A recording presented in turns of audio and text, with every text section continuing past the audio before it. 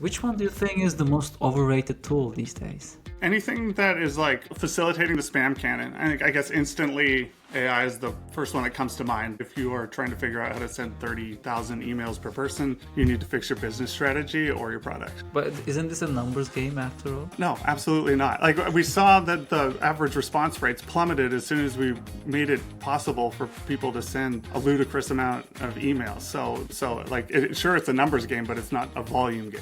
What's the most underrated tool?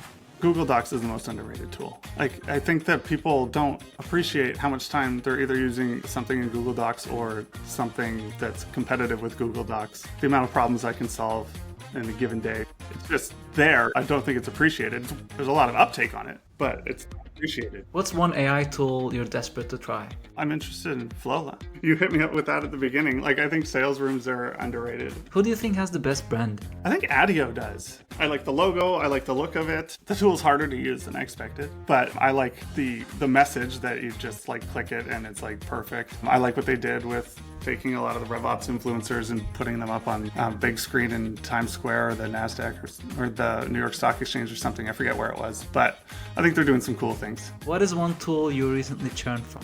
I can never figure out how to get the use I wanted to out of Notion. I love playing with it. It can do all kinds of interesting things. But then when it gets down to brass tacks, like I'm never going there. So it could be on me, it could be on them, I don't know. But I just stopped using it. Do you have a favorite tool these days? Momentum. It's just slick. It just does all of the irritating, annoying things that people aren't going to do. I'm one of those sick people who will sit and prune my CRM to relax myself. So I don't really have an issue with it, but it's one of the biggest issues that I see others have. So that's what I find so interesting about the tool. Who do you think has the best thought leadership? I love Scott Leese.